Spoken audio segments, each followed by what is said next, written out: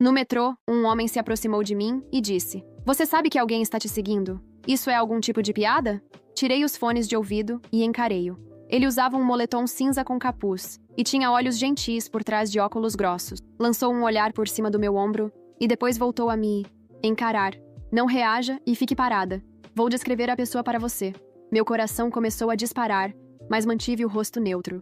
O vagão estava meio cheio, com a mistura de sempre: passageiros, operários da construção com botas empoeiradas, estudantes com mochilas pesadas. Nada parecia fora do comum, mas a urgência daquele cara me fez acreditar nele. "A pessoa que está te seguindo é um homem com uma unha do mindinho muito comprida. Só uma unha do mindinho comprida." Ele fingiu checar o celular enquanto falava. Tentei pensar quem poderia ser. Uma unha do mindinho comprida era um detalhe tão estranho. Algumas pessoas deixam crescer para tocar violão ou por outros motivos, mas eu não conhecia ninguém assim. O trem chacoalhava de um lado para o outro enquanto chegávamos ao 4th Street. Algumas pessoas desceram, mas a maioria permaneceu sentada. O homem continuou descrevendo meu perseguidor. "É um cara branco, com cabelo bem comprido. Está te observando desde pelo menos a 42nd Street. Cabelo comprido e uma unha do mindinho esquisita." Minha mente correu por todo mundo que eu conhecia. Então, uma sensação gelada me tomou. Eu só conhecia uma pessoa que se encaixava nessa descrição, mas não podia ser ele. Eu não via meu pai havia anos. Não desde que ele foi embora quando eu tinha 15. Não desde o divórcio que despedaçou nossa família. "O que ele está fazendo agora?" sussurrei. "Ele está lambendo os lábios, chegando mais perto no meio da multidão. A gente devia começar a andar para os carros da frente." O homem se levantou casualmente, como se só estivesse se espreguiçando. Eu segui o movimento dele e fomos em direção à frente do trem. Minhas pernas estavam trêmulas enquanto passávamos pelas portas de conexão entre os vagões. O barulho alto dos trilhos tornava difícil ouvir se alguém nos seguia. Eu queria olhar para trás, mas me obriguei a continuar de frente. Entramos no vagão seguinte e seguimos em frente, passando por uma banda de mariachis montando seus instrumentos ao redor de uma mulher com um carrinho de bebê bloqueando o corredor. O homem ficou perto o suficiente para que eu sentisse o cheiro do perfume dele. Algo amadeirado e caro, que não combinava com as roupas casuais. "Confia em mim. Eu conheço um jeito de despistá-lo na próxima parada." Ele conferiu o mapa do metrô acima dos assentos. Union Square estava chegando, uma das estações mais movimentadas, com várias saídas e linhas de conexão. Se fôssemos despistar alguém, aquele seria o lugar. Minhas mãos suavam enquanto eu segurava o balaústre para me equilibrar. Quem estava me seguindo? E por que esse estranho estava ajudando? O trem começou a desacelerar. Os freios chiaram e as pessoas começaram a se juntar perto das portas. O homem nos posicionou perto das portas do meio. Perto o suficiente para sair rápido, mas não tão óbvio a ponto de parecer que íamos correr. "Quando estas portas abrirem, a gente se move rápido. Fique logo atrás de mim." A voz dele era calma, mas firme. As portas deslizaram e nós abrimos caminho pela multidão até a plataforma. A estação estava lotada de pessoas saindo do trabalho. Zigue-zagueamos entre pessoas indo em todas as direções. Subimos as escadas de 2 em 2 degraus. Passamos pelas catracas e chegamos à rua, onde o ar frio de novembro bateu no meu rosto. Foi então que eu o vi. A uns 20 pés atrás de nós havia um homem que correspondia exatamente à descrição. Cabelo comprido e oleoso até os ombros, jaqueta de couro gasta. E mesmo àquela distância, eu conseguia ver aquela distinta unha longa no mindinho. Era meu pai, mas diferente. Mais velho e com um aspecto mais surrado do que eu lembrava. O estranho prestativo agarrou meu braço e me puxou para um táxi parado no meio-fio. Nos jogamos no banco de trás e batemos a porta. O taxista pareceu irritado, até o homem jogar uma nota de 20 para ele e mandar seguir. Saímos do meio-fio, justo quando meu pai alcançou a calçada. Eu respirava com dificuldade e meu coração não desacelerava. O estranho ria de alívio. Tínhamos conseguido. Tínhamos realmente despistado ele. Ou pelo menos foi o que eu achei. O táxi entrou no trânsito seguindo para o sul pela Broadway. "Obrigada. Eu não sei o que ele queria, mas eu comecei a dizer." O estranho só sorriu e deu um tapinha no meu ombro. Feliz em ajudar. Ninguém deveria ter que lidar com um perseguidor sozinho, especialmente uma mulher. Então, a porta dianteira do passageiro se abriu.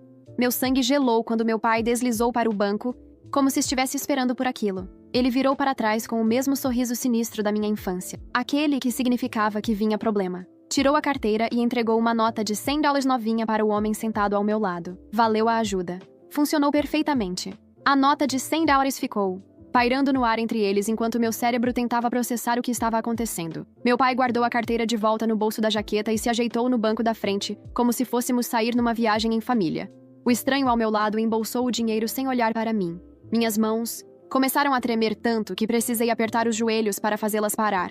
O táxi acelerou passando no amarelo, e eu percebi que nos afastávamos das ruas movimentadas a cada segundo. Eu precisava sair deste carro agora. Meu estômago realmente começou a revirar com o pânico subindo pela garganta. Levei a mão à barriga e soltei um gemido alto que fez o motorista olhar pelo retrovisor. Vou vomitar, falei mais alto. O motorista xingou em um idioma que eu não reconheci e começou a procurar um lugar para encostar. Meu pai virou-se e mandou ele continuar dirigindo, mas o táxi já estava reduzindo. Nada de vômito no meu carro, ele gritou. O cheiro de aromatizante de pinho misturado com fumaça de cigarro velho não ajudava na minha falsa náusea. No próximo sinal vermelho, o motorista freou mais forte do que precisava. Não esperei permissão. Escancarei a porta e cambaleei para fora, na rua. Meu pai gritou meu nome, mas eu já corria em direção a uma bodega na esquina. As luzes brilhantes da loja me puxaram. Empurrei a porta de vidro com tanta força que ela bateu na parede. O balconista atrás do balcão levantou os olhos do celular, arregalados. Liga para o 911, por favor, eu disse, entre ofegos. Ele deve ter visto o pânico no meu rosto, porque pegou o telefone sem fazer perguntas. Me agachei atrás do balcão, onde caixas de doces e cigarros me escondiam da janela. Pelo vidro, eu via meu pai e Zack parados na calçada. Meu pai gesticulava enquanto Zack balançava a cabeça. Eles discutiram por uns 30 segundos antes de desaparecerem rua abaixo. O balconista passava o endereço para a atendente, enquanto eu tentava recuperar o fôlego. Minhas pernas pareciam gelatina, e eu escorreguei até sentar no chão sujo. 2 policiais chegaram mais rápido do que eu esperava. Um era mais velho, de cabelos grisalhos, e o outro parecia ter acabado de sair da academia. Eles anotaram meu relato sobre a perseguição no metrô e a armadilha com o cúmplice pago. O policial mais velho escreveu tudo num bloquinho enquanto o mais novo chamava um detetive pelo rádio.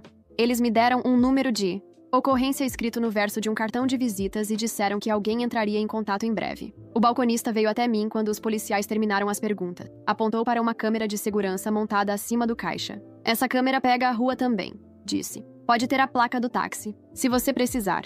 Agradeci tipo 5 vezes enquanto comprava um carregador de celular e uma garrafa de água.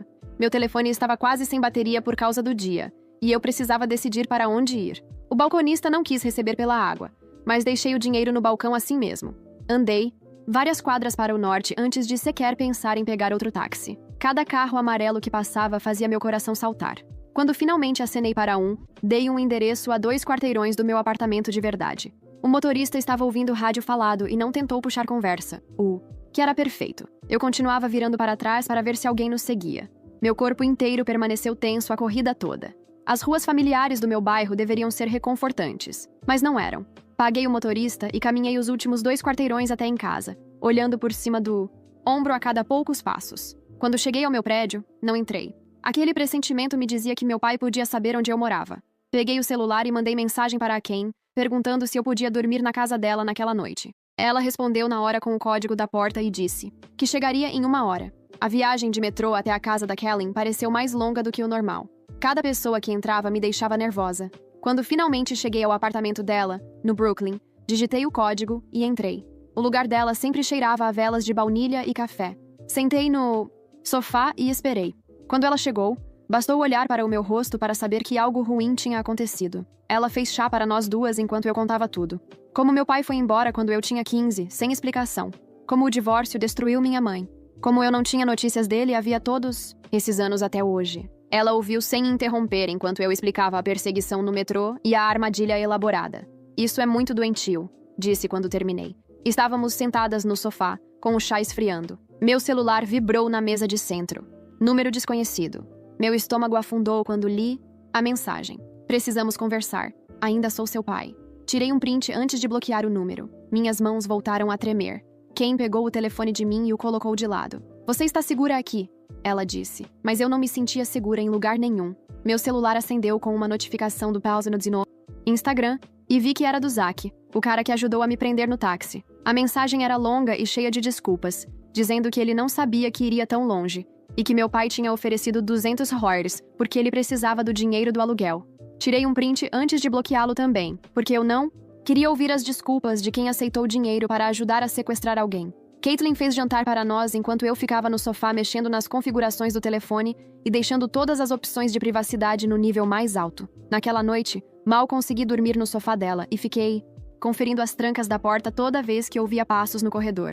Na manhã seguinte, meu celular começou a tocar com um número que eu não reconhecia. Mas quando a ligação foi para a caixa postal, eu ouvi a voz do meu pai pela primeira vez em anos. Ele soava diferente, mais velho e mais áspero, falando sobre ter cometido erros e querendo explicar tudo se eu apenas lhe desse uma chance. O jeito como ele culpava todo mundo pelo que aconteceu ontem e agia como se me trancar num táxi fosse só um mal-entendido me deixou com tanta raiva. Joguei o celular do outro lado da sala. Eu já estava 2 horas atrasada para o trabalho quando finalmente me recompôs de o suficiente para ir ao escritório. Minha gerente me puxou para a sala dela assim que cheguei e deu para ver que ela estava preocupada comigo, porque eu parecia não dormir há dias. Ela disse que precisaríamos conversar sobre minhas faltas, mas por hora. Só queria ter certeza de que eu estava segura, e me deu o resto do dia para resolver o que estivesse acontecendo. Voltando ao apartamento da Kane, chequei meu e-mail e encontrei uma mensagem do síndico do meu prédio com um print anexado da câmera de segurança do saguão. A imagem mostrava meu pai parado na entrada na terça-feira passada, e a marcação de horário indicava que ele ficou lá por 3 horas inteiras, só esperando e observando. Minhas mãos começaram a tremer quando percebi que ele vinha me perseguindo dias antes do incidente no metrô, e provavelmente já conhecia toda a minha rotina. Encaminhei tudo para o número de ocorrência que a polícia tinha me dado e recebi uma ligação em menos de 1 hora da detetive Valerie Blackwell. A voz calma dela me deixou menos em pânico enquanto marcava uma reunião para a manhã seguinte na delegacia e pedia que eu levasse qualquer evidência que tivesse, incluindo textos, prints, fotos e especialmente aquela filmagem do saguão. Naquela noite, enquanto a Ken estava na aula de yoga, recebi um alerta de fraude do meu banco dizendo que alguém tentava redefinir minha senha a partir de um dispositivo desconhecido. Liguei imediatamente para o banco e congelei minhas contas. Depois passei as 3 horas seguintes ao telefone com as agências de crédito, congelando meu crédito e trocando todas as minhas senhas. De tudo, do Netflix ao e-mail do trabalho. O tempo todo eu ficava pensando em como meu pai deve ter conseguido informações pessoais suficientes para tentar acessar minhas contas. E isso me fez sentir violada de um jeito que eu não sabia explicar. Mais tarde, naquela noite, eu estava revirando e-mails antigos procurando qualquer coisa que pudesse ajudar a detetive quando encontrei um que minha mãe tinha me encaminhado anos atrás. Era do meu pai logo após o divórcio, em que ele culpava minha mãe, o chefe, os amigos, basicamente todo mundo, menos ele mesmo, por todos os problemas dele. Lendo agora, eu via o mesmo padrão de manipulação que ele estava usando hoje, posando de vítima enquanto machucava todo mundo ao redor. Na manhã seguinte, encontrei a detetive Blackwell na delegacia, e ela era exatamente como eu imaginava pela voz. Profissional, mas gentil, com os cabelos grisalhos presos num coque apertado. Transferi todos os meus prints e arquivos para o computador dela enquanto ela anotava tudo o que havia acontecido, do metrô à armadilha do táxi, até as tentativas de fraude. Ela explicou o processo para conseguir uma ordem de restrição e me ajudou a preencher a papelada, além de criar um plano de segurança que incluía mudar meus caminhos, variar meus horários e combinar horários de check-in com amigos. Ao sair da delegacia, parei numa loja de ferragens e comprei uma barra de segurança para a porta, que impediria alguém de forçar a entrada do meu apartamento, mesmo que tivesse uma chave. Também comprei spray de pimenta e um alarme pessoal que faz um barulho alto quando se puxa, o pino. Depois mudei meu trajeto para o trabalho, pegando linhas de metrô diferentes e caminhando por outras ruas para evitar ser previsível. Naquela tarde, chegou outra mensagem do Zack por uma plataforma diferente, dizendo que meu pai devia dinheiro a gente perigosa e que por isso ele estava tão desesperado para falar comigo. Ele afirmava que achava que ia ser só uma conversa e que não era para ficar sério, mas eu também o bloqueei nessa plataforma, porque eu já tinha cansado das desculpas. Toda a situação estava me fazendo perceber quantas formas existem para alguém tentar entrar em contato com você e como é difícil cortar alguém completamente na era digital. Naquela mesma noite, sentei à mesa da cozinha da Ken com o meu laptop e comecei o longo processo de proteger tudo. Primeiro veio a autenticação em 2 fatores no meu e-mail, depois nas redes sociais, depois nos aplicativos do banco. Cada plataforma tinha etapas diferentes, e eu precisava confirmar por mensagens de texto e códigos de backup. Anotei todos os códigos de backup num caderno e coloquei na minha bolsa. Depois criei um número no Google Voice e comecei a atualizar todas as minhas contas não essenciais com ele. Aplicativo de entrega de pizza, academia, serviços de streaming, tudo que não precisava, obrigatoriamente, do meu número real. Meus dedos doíam de tanto digitar, mas agir de forma metódica me fazia sentir menos impotente. Na manhã seguinte, no trabalho, fui direto ao RH e expliquei a situação. A gerente de RH abriu meu cadastro e começou a fazer anotações enquanto eu falava. Ela imprimiu a foto da antiga carteira de motorista do meu pai, que eu tinha achado online, e fez cópias para a recepção. Atualizamos meus contatos de emergência, removendo o número antigo da minha mãe e adicionando Colin e a detetive Blackwell. Depois, ela criou um sistema de palavra-código em que, se eu ligasse e dissesse que precisava remarcar minha reunião de benefícios, a segurança saberia que era para chamar o 911. Na hora do almoço, saí do prédio e imediatamente o vi do outro lado da rua. Meu pai estava encostado na parede fingindo olhar o celular, mas observando a entrada. Virei à direita em vez de à esquerda e me enfiei na lanchonete mais próxima. O dono viu meu rosto e perguntou se eu estava bem. Apontei pela janela e disse que aquele homem estava me seguindo. Ele pegou o telefone e ligou para o 911 sem hesitar. Eu fiquei atrás do balcão enquanto esperávamos, mas meu pai deve ter visto a viatura chegando, porque já tinha sumido quando eles chegaram. Os policiais anotaram meu depoimento e incluíram no meu processo. Naquela tarde, a detetive Blackwell me encontrou no fórum para dar entrada no pedido de ordem de restrição temporária. A papelada era avassaladora, com páginas e mais páginas de perguntas sobre datas, incidentes e meus medos pela minha segurança. Ela me ajudou a preencher cada seção, garantindo que eu incluísse o incidente do metrô, a armadilha do táxi e a perseguição daquele dia. Enquanto esperávamos a funcionária processar tudo, ela rodou o nome do meu pai no sistema de novo. Suas sobrancelhas ergueram quando leu a tela. Ela me disse que havia um mandado de prisão em aberto na Pensilvânia por pensão alimentícia não paga desde 2018. Fez uma ligação para coordenar com aquela jurisdição a possibilidade de buscarem ele. Naquela noite, de volta à casa da Callie, eu sentei com o meu diário tentando organizar meus sentimentos. Parte de mim queria que ele fosse preso e trancafiado onde não pudesse mais me ferir. Outra parte temia que isso só o deixasse mais bravo e perigoso quando saísse. Callie sentou ao meu lado com 2 xícaras de chá. Ela me lembrou de que as escolhas dele não eram minha responsabilidade e que eu não podia controlar o que ele fazia, apenas como eu me protegia. Na manhã seguinte, acordei com Callie batendo na minha porta, segurando algo com um lenço de papel. Ela tinha encontrado um bilhete escrito à mão enfiado por baixo da porta do apartamento, com uma foto minha de ontem entrando na lanchonete. O bilhete dizia: "Encontre-me sozinha, ou isso vai piorar", seguido de um endereço no Brooklyn. Minhas mãos começaram a tremer ao olhar a foto, porque isso significava que ele tinha me seguido mesmo depois de eu tê-lo visto. Caitlin calçou luvas de látex do kit de primeiros socorros para manusear a evidência da maneira correta. Ligamos imediatamente para a detetive Blackwell, e ela disse para não tocarmos em mais nada. Disse que essa escalada significava que iriam priorizar encontrá-lo e que mandaria alguém para recolher as evidências. Em menos de 1 hora, um policial veio e levou o bilhete e a foto em sacos para a evidência. 3 dias depois, foi a audiência da ordem de restrição no Tribunal de Família. Sentei no banco do tribunal esperando, mas meu pai nunca apareceu. A juíza analisou minha petição e as evidências que a detetive Blackwell havia apresentado. Mesmo sem a presença do meu pai, a juíza concedeu a ordem temporária por 1 ano. Ela explicou que seria entregue por correio registrado no último endereço, conhecido dele, e por e-mail, se tivéssemos um. A ordem o proibia de chegar a menos de 500 pés de mim, da minha casa ou do meu local de trabalho. Na semana seguinte, a detetive Blackwell ligou com um pedido incomum. Ela tinha convencido Zack a cooperar e queria que eu me encontrasse com ele em uma cafeteria pública, com ela observando de perto. Eu não queria vê-lo, mas ela disse que ele tinha informações sobre onde meu pai estava hospedado. Nos encontramos em um Starbucks movimentado perto da Penn Station, durante o pico da manhã. Zack parecia péssimo, com olheiras fundas e as mãos tremendo, em volta do copo de café.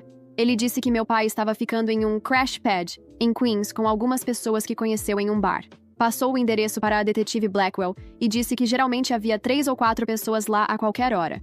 Disse também que meu pai vinha falando que precisava conseguir dinheiro de mim para algo importante, mas não dizia o quê. Na manhã seguinte, enquanto eu me vestia para o trabalho, a detetive Blackwell ligou. Ela disse que tinha verificado o endereço em Queens no banco de dados e descoberto que era um ponto de pernoite conhecido, com queixas frequentes à polícia. Estava coordenando com o distrito local para pegá-lo durante as rondas da manhã, quando a maioria ainda estaria dormindo. Ela me orientou a manter a rotina normal e não fazer nada diferente que pudesse alertá-lo, caso tivesse alguém me vigiando. Fui trabalhar como de costume, mas não conseguia focar na tela do computador. A cada poucos minutos eu checava o celular por atualizações, embora ela tivesse dito que poderia levar horas. Na hora do almoço, fui até a copa e vi um pai ensinando o filho a andar de patinete no parque do outro lado da rua. A lembrança me atingiu com força.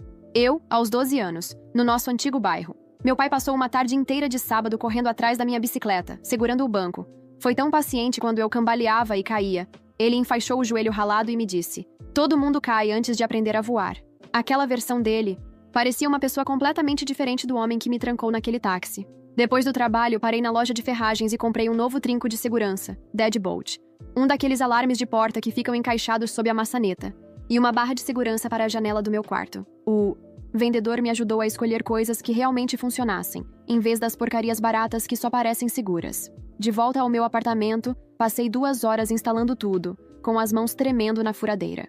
Bati na porta da minha vizinha, a professora aposentada que sempre recebia as encomendas de todo mundo. Mostrei a foto do meu pai e expliquei que ele não podia chegar perto do prédio. Ela ficou com a foto para fazer cópias para os outros vizinhos, e disse que todos ficariam de olho por mim.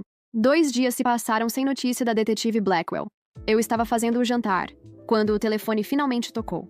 Ela disse que o tinham prendido naquela manhã no endereço em Queens, exatamente como planejado. Ele dormia em um colchão na sala, com mais 4 pessoas. Encontraram 3 celulares descartáveis na mochila dele e cerca de $40 em notas amassadas.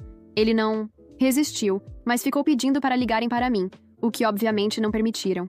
Naquela noite, eu realmente dormi a noite toda sem acordar em pânico. Meu corpo finalmente relaxou ao saber que ele estava trancado e não poderia aparecer na minha porta. Acordei descansada pela primeira vez desde aquela viagem de metrô. Até minha mandíbula doía menos por não ranger os dentes a noite inteira. Na tarde seguinte, minha gerente pediu para eu ficar depois da reunião da equipe. Ela puxou uma pasta e disse que o RH tinha sinalizado minhas ausências recentes e atrasos. Entreguei a ela o número do meu caso, que a detetive Blackwell me havia dado, e expliquei tudo o que estava acontecendo. Ela leu os relatórios policiais que eu tinha impresso e seu rosto suavizou. Aprovou horários flexíveis pelo próximo mês e disse que eu poderia trabalhar de casa quando tivesse datas no tribunal. Também me deu o número do programa de assistência ao empregado da empresa, que incluía sessões de aconselhamento gratuitas. 3 dias depois, sentei na última fileira do tribunal para a audiência de instrução do meu pai. Ele parecia menor no macacão laranja, com as mãos algemadas à frente. O advogado dele pediu liberdade provisória sem fiança, dizendo que ele não tinha antecedentes em Nova York. O promotor apontou as acusações de perseguição, a violação da ordem de restrição e o mandado pendente da Pensilvânia. A juíza determinou liberdade supervisionada, com monitoramento eletrônico, tratamento ambulatorial obrigatório 3 vezes por semana e apresentações semanais aos serviços pré-julgamento. A ordem de restrição continuaria em pleno vigor, com prisão em qualquer violação. Meu pai tentou virar para me olhar, mas o oficial de justiça o impediu. Naquela tarde, a detetive Blackwell ligou com mais novidades. Tinham detido Zack por conspiração relacionada à armadilha do táxi. Ele fechou um acordo quase imediatamente. 6 meses de liberdade condicional e 100 horas de serviço comunitário. Ela disse que ele chorou durante a ficha e repetia que só precisava de dinheiro para as despesas médicas da mãe. Parte de mim teve pena dele, apesar de ele ter ajudado a me aterrorizar.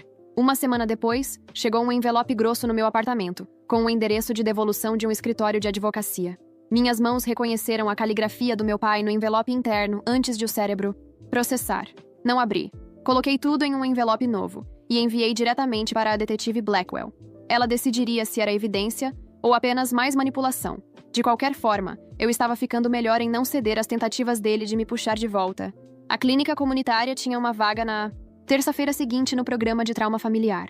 A sala de espera tinha revistas antigas e cadeiras de plástico, mas a conselheira era exatamente o que eu precisava. Ela era especialista em violência familiar e já tinha trabalhado com centenas de pessoas lidando com perseguição por parentes. Passamos a primeira sessão só falando de planejamento de segurança e higiene do sono. Ela me ensinou exercícios de respiração que realmente funcionavam quando eu sentia o pânico subir no metrô. Definimos 3 metas principais para trabalhar nos próximos meses. A primeira era manter minha segurança física com rotinas consistentes e atenção ao redor. A segunda era melhorar meu sono, já que a exaustão fazia todo o resto ficar mais difícil. A terceira era começar a processar as questões da infância que tornavam tudo tão complicado e difícil de navegar. Minha terapeuta pegou uma folha em branco e começou a desenhar caixas e setas. Anotou todos os lugares onde eu ia regularmente: trabalho, academia, supermercado. Mapeamos rotas seguras entre cada local e planos B, caso eu me sentisse insegura. Ela me fez escolher 3 palavras-código com Ken que significavam níveis diferentes de perigo. Maçã queria dizer que eu estava inquieta, mas ok. Laranja queria dizer, venha me buscar agora. Uva queria dizer, chame a polícia imediatamente. Praticamos dizê-las em voz alta até parecer natural. Ela me ajudou a criar contas em aplicativos de carona com um nome fictício e me mostrou como compartilhar minha localização com Ken automaticamente. Passamos por cada aplicativo do meu celular e desligamos qualquer coisa que pudesse me rastrear. Ela me fez escrever o plano de segurança e colocar cópias na minha bolsa, na minha mesa do trabalho e no apartamento da Ken. Na manhã seguinte, a detetive Blackwell pediu que eu fosse até a delegacia. Havia uma pasta grossa na mesa quando cheguei. Ela explicou como funcionava o monitoramento do meu pai. Ele teria que usar uma tornozeleira eletrônica que rastreava a localização 24 horas por dia. Se ele chegasse a menos de 500 pés da minha casa, ou do trabalho, a polícia seria alertada imediatamente. Ele teria que se apresentar ao agente responsável toda quarta-feira às 10 horas da manhã. Perder apenas uma apresentação violaria as condições da liberdade. Ela me mostrou um mapa no computador com zonas vermelhas marcando onde ele não podia ir. Meu prédio, meu escritório, até a cafeteria que eu frequentava todo dia de manhã eram zonas protegidas. O sistema não era perfeito, claro. A tornozeleira poderia falhar ou ele poderia cortá-la e fugir. Mas fazer isso geraria um mandado imediato de prisão. Ela me deu um número especial que ligava direto para a central de monitoramento, caso eu o visse. 2 dias depois, eu tinha que fazer uma apresentação importante no trabalho sobre os números trimestrais. Minhas mãos tremiam enquanto eu montava o projetor na sala de conferência. 20 pessoas entraram, incluindo executivos seniores para quem eu nunca tinha apresentado antes. Minha garganta estava apertada quando comecei a falar, mas fui em frente. Passei por cada slide e expliquei os dados, mesmo que minha voz parecesse estranha para mim mesma. Quando alguém fez uma pergunta difícil sobre as projeções de orçamento, respondi sem travar. Minha gerente assentiu e sorriu quando terminei. Essa pequena vitória me fez sentir que talvez eu conseguisse lidar com isso. A consultora de crédito do banco me fez preencher uma pilha de formulários sobre o roubo de identidade. Tivemos que contestar 3 cartões de crédito que meu pai havia aberto, usando meu número do Social Security. Ela me ajudou a abrir chamados nas 3 agências de crédito e a colocar alertas de fraude em tudo. Passamos 2 horas examinando cada conta e transação do último ano. Ela encontrou mais 2 cobranças suspeitas em lojas de eletrônicos onde eu nunca estive. O processo foi chato e demorou uma eternidade, mas cada formulário assinado parecia recuperar um pouco do controle. Ela configurou um monitoramento para me alertar sobre novas contas ou consultas de crédito. Uma semana passou em silêncio, até que recebi uma ligação de um número desconhecido. A caixa postal era de um advogado dizendo que Zack queria ajudar no meu caso. Liguei primeiro para a detetive Blackwell para confirmar se era real. Ela confirmou que o advogado era legítimo e disse que Zack vinha cooperando totalmente desde a prisão. O advogado explicou que Zack testemunharia sobre o que meu pai lhe contou, caso precisássemos no julgamento. Ele sabia detalhes sobre o plano do meu pai para conseguir dinheiro de mim de algum jeito. Eu disse ao advogado que pensaria, mas não estava pronta para lidar com Zack ainda. Mesmo que ele estivesse arrependido agora, ele escolheu ajudar a me trancar naquele táxi. 3 dias depois, meu telefone tocou às 2 da manhã, de um número bloqueado. Deixei ir para a caixa postal e ouvi uma respiração por 10 segundos antes de a ligação cair. Eu sabia que era meu pai, mesmo sem ele dizer nada. Salvei a mensagem e a enviei por e-mail imediatamente para a detetive Blackwell. Naquela manhã, ela registrou um relatório sobre a violação da ordem de restrição. A juíza marcou uma audiência de emergência para aquela tarde. Meu pai apareceu por vídeo, da cadeia, com aparência cansada e por fazer a barba. A juíza gritou com ele por 5 minutos, seguidos sobre respeitar ordens judiciais. Disse que mais uma violação significaria no mínimo 6 meses de prisão. O advogado dele tentava dizer que foi um acidente, mas a juíza o cortou. De volta à terapia, trabalhamos minha ansiedade no metrô, já que eu ainda passava mal toda manhã ao embarcar. Minha terapeuta me ensinou a técnica 5-4-3-2-1 para me ancorar. Encontrar 5 coisas que eu pudesse ver, 4 que eu pudesse tocar, 3 que eu pudesse ouvir, 2 que eu pudesse cheirar e 1 que eu pudesse saborear. Praticamos no consultório primeiro, de olhos fechados. Depois fomos para fora e treinamos na calçada, com o barulho real da cidade ao redor. Na semana seguinte, usei a técnica na plataforma quando senti o peito apertar. Contei 5 pares de sapatos, toquei 4 texturas diferentes na minha bolsa, ouvi 3 conversas distintas, cheirei 2 barracas de comida, saboreei meu café da manhã. Minha respiração desacelerou e eu entrei no trem sem fugir.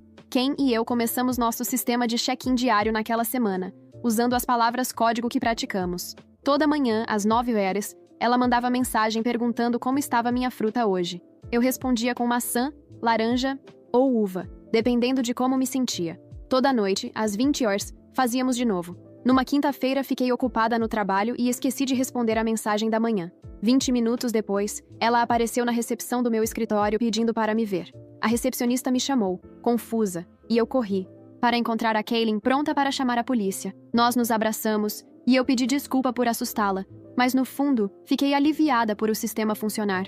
A detetive Blackwell ligou com uma atualização sobre o cumprimento do tratamento pelo meu pai. Ele estava comparecendo às sessões, mas quase não participava, segundo a terapeuta. Sentava no fundo e não falava a menos que fosse questionado diretamente, mas tecnicamente estava cumprindo a exigência. então não podiam puni-lo por isso. Ela me lembrou de focar na minha própria recuperação em vez de acompanhar o que ele fazia. 5. Semanas depois de tudo começar, tivemos uma audiência de revisão no fórum. Eu escrevi uma breve declaração sobre como isso afetou minha vida. Minhas mãos tremiam enquanto eu me levantava no púlpito, diante da juíza. Falei do medo de sair do apartamento e dos ataques de pânico no metrô. Expliquei como mudei toda a minha rotina e gastei um dinheiro que eu não tinha em medidas de segurança. Minha voz falhou quando descrevi a sensação de não me sentir segura na própria cidade, mas consegui concluir tudo sem parar.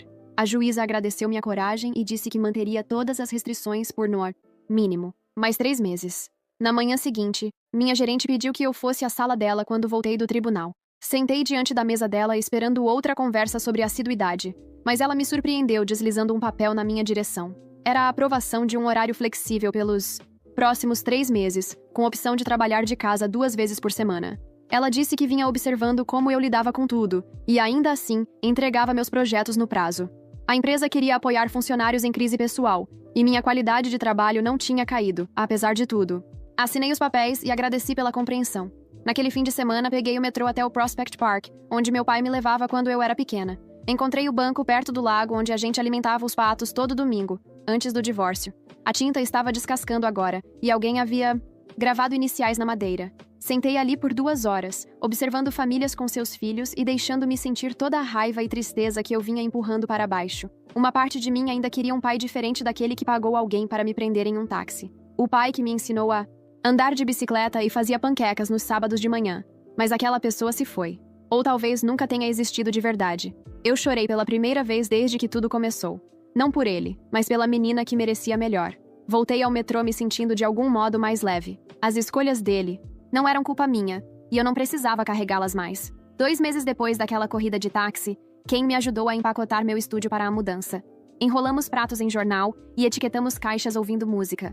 O novo lugar era mais caro, mas tinha porteiro e câmeras de segurança em todos os corredores.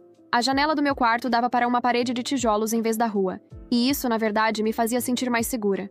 Pedimos pizza e sentamos no chão do meu antigo apartamento vazio, comendo direto da caixa. Ela me ajudou a levar as caixas até o caminhão na manhã seguinte e foi comigo até o prédio novo. O porteiro se apresentou e disse que já tinha sido informado sobre minha situação pelo administrador do prédio. Mostrou como funcionava o sistema de entrada e me deu seu número direto. Na mesma semana, a detetive Blackwell ligou para dizer que meu pai tinha concluído as 12 semanas de tratamento obrigatório. A terapeuta relatou que ele compareceu a todas as sessões e participou quando solicitado. O tribunal marcou uma audiência de verificação de cumprimento para a sexta-feira seguinte. Eu me senti estranha por isso soar como boa notícia, já que eu sabia que ele só estava cumprindo tabela, mas pelo menos o sistema o obrigava a fazer alguma coisa. 3 dias antes da revisão, fui aceita em um grupo de apoio para pessoas lidando com perseguição por familiares. A primeira reunião foi no porão de uma igreja no Upper West Side. 8 de nós sentamos em círculo em cadeiras de metal dobráveis, tomando café ruim em copos de papel. Cada um tinha uma história diferente, mas o mesmo olhar nos olhos. O ex-marido de uma mulher contratou detetives particulares para seguir os filhos. A mãe de outra pessoa aparecia no trabalho dela todos os dias por 1 mês. Ouvi-los falar me fez perceber como isso era comum, e como havia muita gente que entendia exatamente o que eu estava passando. Nos reuníamos toda terça, e passei a esperar por esse dia. A facilitadora nos ensinava estratégias práticas de segurança e nos ajudava a processar a culpa por nos protegermos da família. Na semana seguinte, no trabalho, minha gerente me chamou de novo, desta vez com a diretora de RH também.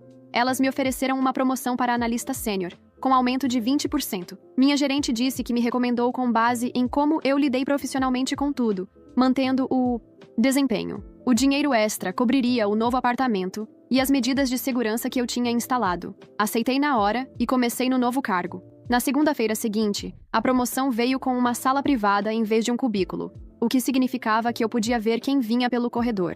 Coisas pequenas assim agora faziam diferença. 8 semanas depois daquele passeio de táxi apavorante, acordei em um sábado sem checar as trancas 3 vezes.